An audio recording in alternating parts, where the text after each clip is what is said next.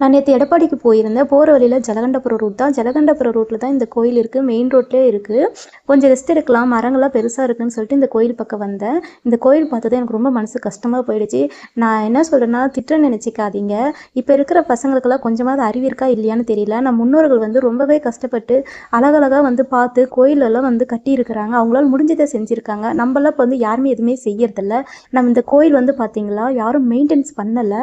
ஆனால் அந்த காலத்தில் பெரியவங்களாம் ரொம்பவே நல்லா அது மாதிரி நம்பிக்கை வச்சு வழிபட்டு வந்திருக்காங்க.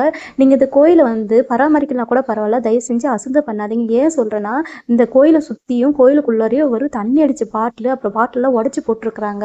வெறும் பிளாஸ்டிக் கவர் சாப்பிட்டு போட்டு எல்லாம் அங்கங்கே கிடக்குது. சாமி மேலாம் அந்த சாப்பிட்ட கவரு இலெல்லாம் பறந்து விழுது. பார்க்கவே ரொம்ப கஷ்டமாக போயிடுச்சு. நம்ம முன்னோர்கள் எவ்வளோ அழகாக நம்மளுக்கு எல்லாம் இயற்கை கொடுத்துட்டு போயிருக்காங்க. நம்ம அந்த இயற்கையை காப்பாற்றாமல் இருக்கிற இயற்கையை அழிச்சிட்டு